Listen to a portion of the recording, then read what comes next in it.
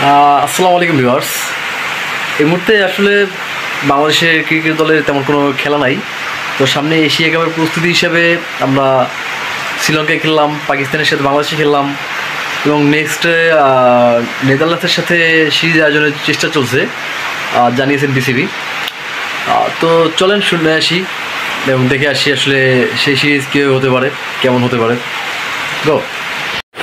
Asia কাপের প্রস্তুতি পর্বটা শুধু প্র্যাকটিস আর নিজেদের মধ্যে গা গরমের ম্যাচ দিয়েই সারতে চায় না এবার বাংলাদেশ ক্রিকেট বোর্ড।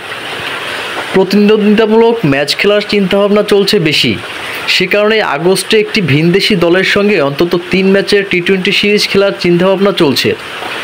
এ নিয়ে প্রতিপক্ষ খুঁজছে বাংলাদেশ ক্রিকেট বোর্ড। সবসময়ের প্রতিপক্ষ জিম্বাবুয়ে নাকি অন্য কেউ? শোনা যাচ্ছে নেপাল কিংবা নেদারল্যান্ডস হলেও বিসিবি এই প্রস্তুতিমূলক সিরিজ আয়োজন করতে চায়। এখন দেখা যাক কোন দল পাওয়া যায়।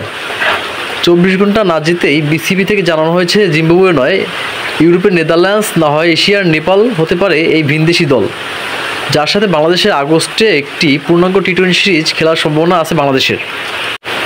তবে এই দুই দেশের জাতীয় দলের কেউ আসবে নিশ্চিত করে সে কথা কিন্তু বলেননি বিসিবি পরিচালক নাজমুল আবেদিন ফাহিম। বলেছেন আসবে কি না জানি না। গত শনিবার বিকেলে এই তথ্য জানিয়েছে বিসিবি পরিচালক ও cricket operations chairman Nazmul Abedin Fahim. বলেন, যেহেতু ভারত এই মুহূর্তে আসছে না, আমরা একটা চেষ্টা করছি অন্য কোনো দেশকে আনা যায় কিনা। বড় কোনো দেশ এই মুহূর্তে ফাঁকা নেই, কারণ তাদের ব্যস্ত সূচি আছে। আমার মনে হয় অন্য কোনো দেশের সাথে এটা হতে পারে, নেদারল্যান্ডস হতে পারে, নেপাল হতে পারে। এমন কোনো দেশের সাথে হয়তো আমরা সিরিজ আয়োজনের চেষ্টা করতে যাচ্ছি। আমি জানি না তারা আসবে কি না, তবে আশা করা যায় যে তারা হয়তো আসতেও পারে।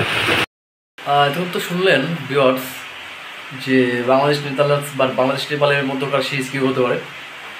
তো আপনি যদি মনে করেন যে সিরিজে কোনো রেজাল্ট বা কোনো উপকৃত হবে বাংলাদেশ দল, তাহলে অবশ্যই কমেন্ট করে জানান।